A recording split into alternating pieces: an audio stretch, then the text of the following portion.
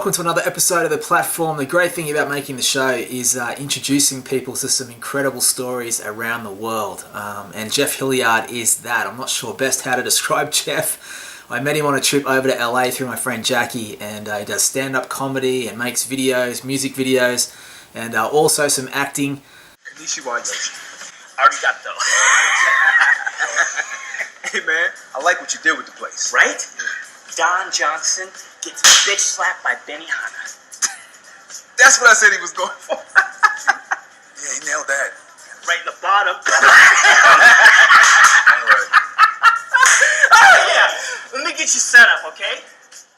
He's a super talent and a really interesting guy, and it was great to get him on the platform for a chat, and here he is. So Jeff, it's good to catch up with you, man. Thank you for being on the show. Yeah, it's good to see you. I do a show about interesting people and stories, and you definitely fall into the very interesting category, in my opinion. So tell us about your journey in LA. Oh, man. How far back do you want to get? All the way back? Yeah, go all the way back. I moved here in 1998. I was in college. I fell into acting in college, and I was in a class. College was me being intoxicated the whole time and just trying to figure out how to get through school. Right. And a communication studies degree was perfect. When you're a drunk, you're a really good talker. And I had no other skills. And then I fell into this, I was in this class and I got selected to work with a guy from the theater to study the heuristics of communication patterns. And we did it on camera. And I was like, holy shit, this is cool. Since I was a little kid, I didn't do very well in school. I just played characters and stuff to make my friends laugh. And that's my survival skill in life. And then in college, I realized, oh, this is a profession. This is what people do. So I started taking acting classes. I started working I did some commercials, was in some student films, and then tried to figure out a strategy to move to Los Angeles. And so being a fantastic drunk, I decided that I would become a personal trainer, which is hilarious. So I would never, if I was homeless, I'd have a place to shower. That was my thought process.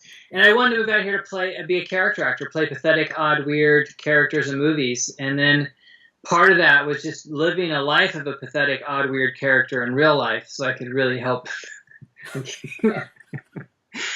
So that's where I moved here in '98. From where?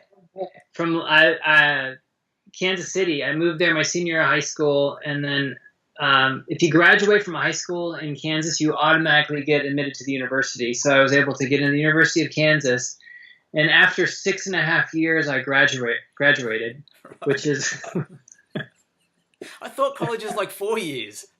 Yeah, well, I was drunk the whole time, and I was putting myself through school, so I worked a bunch of random jobs. I was always doing 50 different. I was a bartender, I was a waiter, I was a sorority, I was booking bands, and I was doing everything. I had a DJ service. I was selling clothes. I'd make T-shirts and sell them. It's just a fucking character, You are a character. Tell us about the painting behind you there. No, this is actually a photo. So this was. I did this character called Randy Balboa, who is a self-help. He's failed at everything, and he's turned himself into a life coach. And so that's something I'm working on I'm going to hopefully shoot it as a mockumentary about this character. But I was turning my place into a set to make that, and that's a lot of boring stories of almost things working out. I'm Rock Powers, professional strategist. I've worked with everybody. Politicians, corporations, pop stars. I'm a reality show producer, and I'm also a world-renowned strip club owner. Are you determined to win at all costs? Do you have what it takes to manipulate your way to the top? I will show you by proven techniques how to manipulate your way to a better tomorrow. Do you know how to fight dirty and win? I will show you how to develop the most perfect abusive manipulation relationships to win. Do you have unbridled quest for power? I will show you how to spot weaknesses in others and how you can exploit them for your benefit. I will show you how to win and look good doing it. I will show you how to undermine others' efforts while appearing to be helpful. Buy it now! I will show you how to quiet that voice inside of you that tells you that, hey, this isn't right. Maybe I shouldn't do this. This is bad. I will show you how to kill that voice that wants you to be a failure. Stop being so damn cheap and buy it now! What are you waiting for? Buy How to Manipulate Your Way to a Better Tomorrow. Buy the CD today and start winning now. Buy now! Buy now! Buy now! I've seen some of the characters that you play, and I want to ask you about a few of them. First up is Rock Powers. Oh, Rock Powers, yeah. Rock Powers came from. I had people in my life that were. I would have a reoccurring character. I'd have a guy in my life that was like a manipulative sociopath, and to understand where these people came from, I just read a bunch of books about like manipulative people, sociopaths, and stuff. And so I created two characters. I created Rock Powers, who shows you how to manipulate your way to a better tomorrow, and then Oliver Kapatsky, who's on the other side of that, who's like a victim no more. And so they're both like these like demon manipulative crazy people that you could encounter in your life. And for me to probably understand stuff in life, I become the characters, I guess. And then I would never have that character in my life really ever again. I was able to recognize that person. So I had to figure out what was my part in the situation of why these people are in my life. And then that was to me I'm not a very bright person. So the way I do stuff is, I guess, creative, like to make these characters. And then that's where that came from. Yeah. Hi, my name is Oliver Kapatsky. I'm the founder and the director of the No More Pain Institute in Topanga, California. Are you a victim? Have you spent a lot of your life wondering, why is this happening to me? Why am I attracting these people in my life that don't seem to respect my boundaries? Do you feel that when you walk into a room, people are talking about you and laughing at you? Well, they may be. People will come into your life and abuse you, and they'll see you as the innocent little fawn that you are, the beautiful little spirit, and they will take advantage of it. They're like sharks, looking to gobble you up. And I'll tell you what, they don't present themselves as sharks, they present themselves as nice little blowfish. They're really pretty. You don't have to feel like you're lost in the forest, like a little fawn, and looking around being scared of every move you make because there's dangerous tigers and lions or even Sasquatches out there that want to harm you. The music, man. How did the music sort of come into play?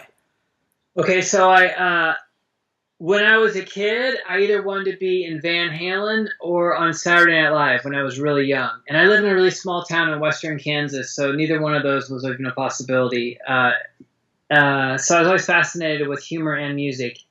And how did that come about? I just wanted to do like really fucking like just insane songs. And I had a girlfriend who was a musician.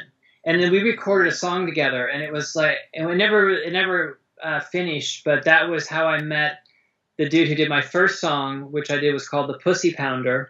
And at the time I was trying to make, I was just trying to make like a viral video. This was like 10 years ago.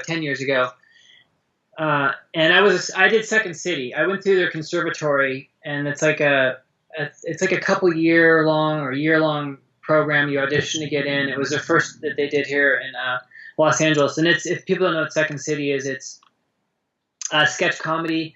Like Bill Murray, like all the original cast of Saturday Night Live, they were like Second City guys. Yeah. And it's a satire. And so it's developing like original characters that are satirical in nature. So the first song I did was The Pussy Pounder, and that came from me watching Michael's music video online where he was a guy from Poison. He did a song called Go That Far. And it was a song about him bragging about how all the women that he gets. And it was so bad. It's like offensively terrible, not just because of it was like, it's just pathetic. And it was like on the Billboard countdown. And I met him, and he's a very nice guy, whatever. But so I wrote a song mocking that. And that's a classic comedic character who's a braggart. So The Pussy Pounder was my attempt to make a viral video, which were I don't know if you've heard the song or the video, but it's I've literally seen it many times. I love it. So it's basically he literally, a woman can call him up, and he literally comes over and pounds her pussy, I guess you'd say, in an outfit. But there's no sex going on. It's just the act of that, because that's what women may need. And so my thing was I would use like porn names and stuff, so people would be searching like porn on YouTube, and then they'd find this fucking stupid music video. And it's a satire. I'm mocking things in life that either I find offensive or that's part of that humor. And it's also kind of fun to do stuff that is realistic, so people get worked up over it.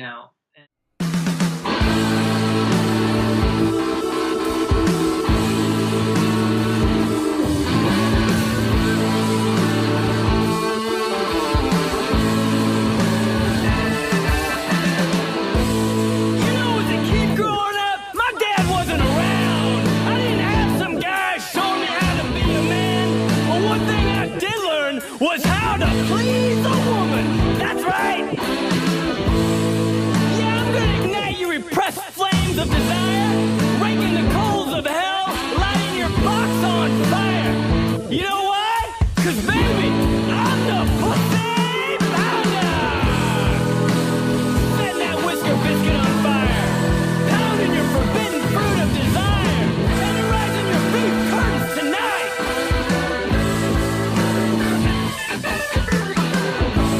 I know you want it. I know you need it. And you know what? I'm gonna give it to you.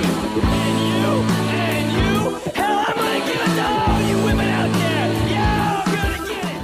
That was the Pussy Pounder, and it was getting like 2,500 views a day, and it was I was like, oh my god, I did it! I made a viral video, and then it got deleted. It kept getting deleted, which was I was so like, it was devastating, like just destroyed. Like I did it, man, because it's hard to do, Yeah. And then it was getting deleted, but there's nothing inappropriate in it except the title. But that's what was so brutal. Like there was stuff that was like so much more offensive and worse, and there's no one I could talk to. Like, hey, could you? But, I'm over here toiling away in obscurity doing. Put my video back on. I need the Pussy Pounder. Look at all those views. And then it got deleted. I was on Vimeo, and it had like several 100,000 views. It never got back. It only has it never got back to all the views that it did, but whatever. It was, but yeah, I did that first video, and from doing that, I got other people wanting to like participate in my videos. And it happened right after 2008 when the stock market crashed. I was hosting this travel show, and I had this other gig, and both these jobs ended. And I was going to have to move out of my apartment. The future, I had no job. I didn't even know how I was going to pay my rent. But all I knew is if I just finished editing that video, everything would be okay. It was my way not to deal with how terrible life was before I had to like move all my stuff out of my place and try to figure out if I was going to live on the street. It was like that crazy. And I was like, just finished the video, and things did kind of work out. But it's funny because I'm just remembering back when I did that video. God, that was a long time ago. Mate, it's awesome. Hey, what have you got on your screen there that's green, that's reflecting on your, is it, have you got, there's a computer screen in front of you with a green screen? Because it's reflecting in your glasses a lot. It's green. It's weird. Maybe you can make it.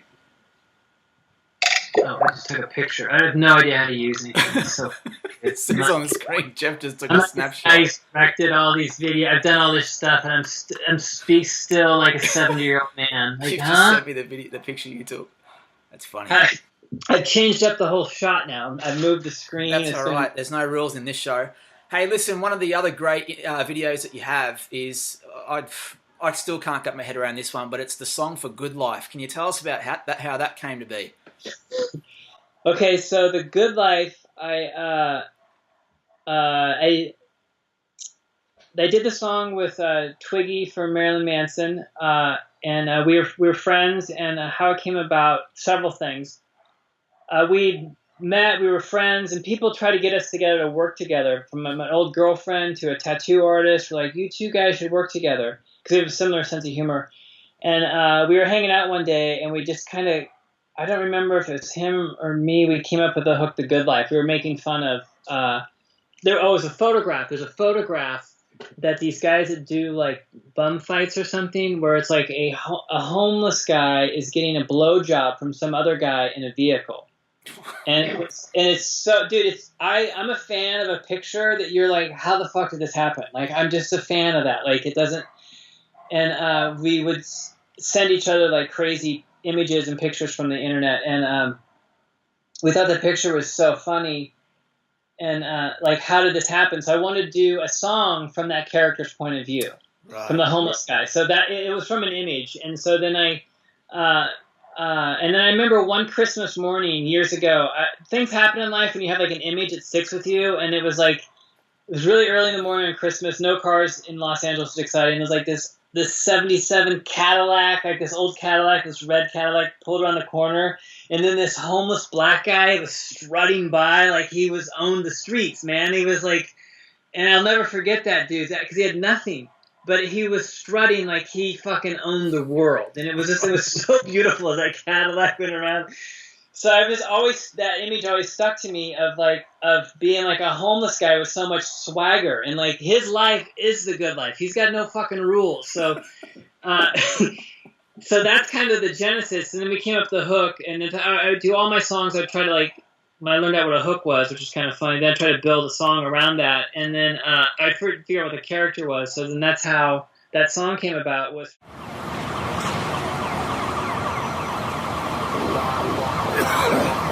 Excuse me! Excuse me!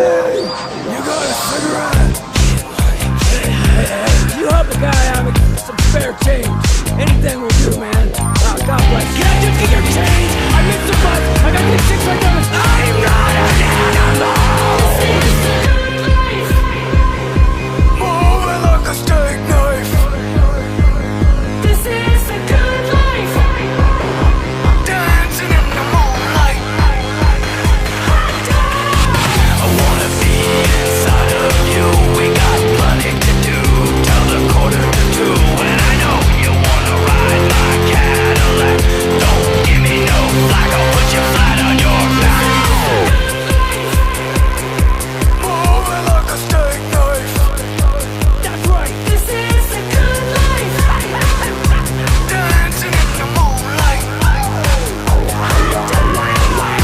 I'm a sexual phenomenon, and you know I'm a sexual phenomenon, and I know I'm a sexual phenomenon. We all know I'm a sexual phenomenon. But I didn't want to stop shooting. It was the most fun, liberating thing ever. Was shooting that song and video, and it came out really nice. It was fun. So what was it like? Because I saw you recently in the Paul Schrader film. I can't think of the title, but it had like Willem Dafoe and Nicolas Cage. Yeah, I gotta be in. That was amazing. The movie's Dog Eat Dog. That's it. And it was Paul Schrader directed it, and I randomly got to know through a friend one of the producers, and would talk to him about, just joke around with him, and then he saw me one day and was like, gun enthusiast, and he let me audition for it, which was, I mean, it's really huge to get an opportunity in Los Angeles to be in a major film with anybody or doing it. It's fucking almost impossible. It's like becoming a professional athlete, you know? I mean, it's not easy. So I couldn't believe that I was going to get an audition for it, and so I, did my thing. I went there, and I thought it was just one of those moments where I would just be in some weird cattle call and at some and then I'm sitting there waiting, and fucking Paul Schrader walks in. And I was like, oh my God, this is like, holy shit, I'm actually auditioned for Paul Schrader. And if someone doesn't know who Paul Schrader is, he wrote Taxi Driver, he wrote Raging Bull. He's made so many films as a writer and director, a legend, Hollywood legend. I was excited just to meet the guy. I'm like, holy shit, this is amazing. So I did the audition, and it went really well. And then I remember in the audition him telling the producer, because it was a little part, and he goes, and then he said, for all these other they call them like day player parts, like, we need to get really good actors like him. And I was like, Paul Schrader just said I was a good actor. Like, it was like, that was all I needed. Wow. Like, it was, and then I left there, and then I didn't. Like a week later, the producer's like, "Oh yeah, you got the part," and I was like, "What?" He goes, "Yeah, he got it right. As soon as you left the audition, you got cast." Wow. It was like it was so cool. So You think that your 5'4" kindergarten teacher is who is I don't know, 62, is gonna pull out her AK-47? Well, not every single person has to be armed and use a gun, but the more people that have them makes the world a safer place. So, that's a heck of a long barrel. Let me ask you something, okay? Just in the world, in life, what do you need a barrel that long for? Great question. How about you're 2 o'clock in the morning and some methed out lunatic is trying to break into your house to rape and murder your kids? What do you do then? Did you ever read the Second Amendment? What does it say? Really? In a well-regulated militia. You in a militia? Hey, Vladimir Putin may come here, take off his shirt, and they have to do something. Hey, Melissa, what's going on? I thought we were doing homework together. I got some serious issues with this cupcake experiment. The gun is more powerful. What are these 50 yards down the pipe? Hit you in the back. Or half a mile or a mile with a barrel. There's reasons why police officers have guns. Is he going to come in the house with this guy? Is he going to come in the house with this guy? Is he going to come in the house with this guy? Is he going to come in the house with this guy? LA's got some. When you're out and about cruising around, you meet a lot of people, you see a lot of random people. What have you got like a crazy story? What's your best LA story where either you ran into someone you really idolize or any crazy moments? I mean, Jesus Christ, I don't even. I've met so many people in situations because you can if you were to live here in Los Angeles and you're out and about, you can crazy stories. A friend of mone. This is funny. A friend of mine took me over to Charlie Sheen's house. Okay. And this is after I had done the Good Life video, and the Good Life video was pretty popular for me, and went over there, and then he showed the manager. It was a really funny thing. He was like, "Look, if he gives you any money or does anything, I get 20%." That's like the first thing as we pull up, and I'm like.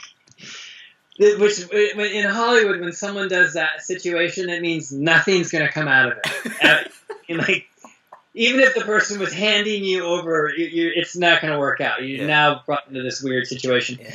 So I'm sitting there, and then his manager at the time, my friend who's friends with these people, shows him the video, and they love it. And he's like, "Can I show Charlie?" And I'm over at Charlie Sheen's house, and this is after all the madness back then, like the Tiger Blood, this is a little bit afterwards. And I mean, it's just like, it's hilarious. I'm like, what am I doing here? This is like so crazy. And Charlie Sheen busts out the door. They showed him the cock that heals in The Good Life. And he busts out the door and he's like, where did you learn to dance like that? He's like, you're fucking epic, man. And he's just going through this whole thing. I'm like, this is surreal. This is like, what is going on here? This is fucking Charlie Sheen. And he thought like I must have been some huge successful person. And I'm like, little does he know, I'm like living hand to mouth type jackass making these crazy videos. And so he asked permission if he could tweet the Good Life video. And I'm just like, oh my God, this is like, wow. It's the greatest thing ever. Oh my God, this is amazing. And so I'm like, okay, that'd be great. Then I go to sit down because it's a football party, and I'm trying to act like I'm cool, which I'm really not that cool. Like, I've met a lot of people that have seen my videos and stuff, and they're completely let down. They think I'm going to be some fucking awesome crazy person, and I'm completely normal, and they're just like bummed out. You know what I mean? So. I'm like, okay, just try not to act like so much of a dork here. Just try to like. I went over and I'm like watching the football game, like I'm unaffected, I'm inside like, oh my God, this is tweet it, please tweet it, don't forget. So I'm sitting there and I have this other song and video, which is one of the craziest ones called "The Cock That Heals," and I hear people getting text messages, and I'm hearing that song go off. So I'm sitting there, and he is messaging his friends there, showing him the video. And it's playing at 5 different places. I see him with an iPad showing other people the video, and I'm just trying to keep cool, like oh, please God, let him tweet the video, please God, the good life. So, and then my phone started just messaging, like, he tweeted it, and all these people were responding and stuff. So I was like, oh my God, this is fucking amazing. So then I went into the bathroom and like, just be cool, took a piss, whatever, pretended like I did, washed my hands. I'm like, I gotta thank him. I gotta thank him now. That's what you would do in the situation. So I went out and I thanked him, and you're in a world of giants, of people that do whatever, are very successful, and I'm just some character out here hoping I can get a job doing whatever every once in a while. I don't know, but that was a fun experience. Yeah, that's an awesome story, man. Well, tell us about your jumpsuit stuff. Okay, so years ago, a comedian friend came over to my place, and she was wearing a jumpsuit, and I thought, oh my God. And I was just thinking of like how much a jumpsuit makes sense. This was fucking 12 years ago maybe. And then I was just thinking to myself, like, oh my God, I gotta get a jumpsuit. So I got a jumpsuit to joke, because no one wore jumpsuits, and I thought it'd be funny if I only wore jumpsuits. That usually something starts as a joke, and then it ends up becoming this whole other thing. And so after we did the Good Life video, I wanted to do another one. I did a song called The Jumpsuit Man, which I wanted to make this like really crazy video for.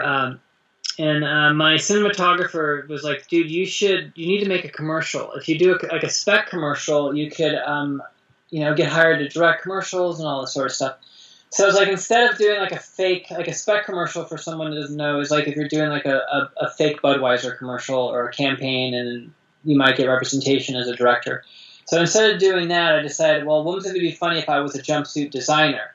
So that's where the jumpsuit thing came about. So I have a friend who does my costumes. He's a really successful designer who helped me do some styling and costumes for some of my videos. And so I worked with her costume maker. I designed the jumpsuit, and I have a person make it. So now I'm a designer. It's like anyone can be a designer.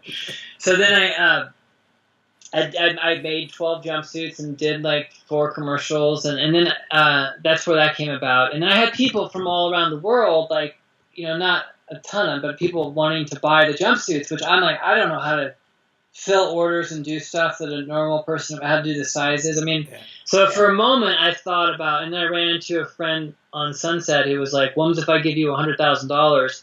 So here I'm trying to put together business plans and all sorts of stuff to figure out how to sell jumpsuits. And that's a fun Hollywood story. I'm basically talking to a person who has a cocaine problem, which I didn't know, on cocaine, having me pitch him and sell him how I would sell the jumpsuits. This is life here in Babylon, where I'm like talking to a guy coked out of his mind who just needs company, as I'm going on how to make these jumpsuits work. And so I did that. I did some. But I never really ended up making jumpsuits. But then from that, I was created the life coach Randy Balboa, who's like creates a whole philosophy around a jumpsuit, which I wrote into a TV pilot, which I had another producer spend a year telling me we're going to do my show, and then we were going to do as a film, and he's going to send over the deal. And these are like successful people. This isn't like some random person. So that's what life is like in Hollywood, is a lot of people telling you they're going to do all this stuff, and it never happens, while you can literally die from hope in Los Angeles. You should be like a homeless person going, no, they're going to send a deal over. Just it's rough out here. Oh, so man, it's a crazy place. But look, I love asking people about living ultimate dreams and stuff. So what is it for you? Don't pursue your dreams. Don't do it. So what do you get a normal job? This is living like a carny here in the circus.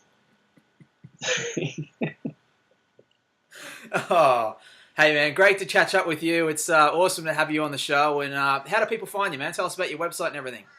I do have a website. It's called it's my name, jeffhilliard.tv. I'm going to be doing a podcast. I haven't officially launched it yet, so if you want to hear me babbling on about stuff with other people that are hopefully probably successful, I'm going to figure out how to be successful by interviewing people that are successful as creatives. So, I mean, who knows? It's just going to be basically a way for me to panhandle, to get someone to go to a Patreon account and maybe send me money every month. This is like the new form of panhandling. This is what you've been reduced to. No, that's where you can find me. I have an Instagram, just my name, Jeff Hilliard. I'm on the interwebs. Send Awesome. money. Send money. Good to catch up with you, man. Thanks for being on the show.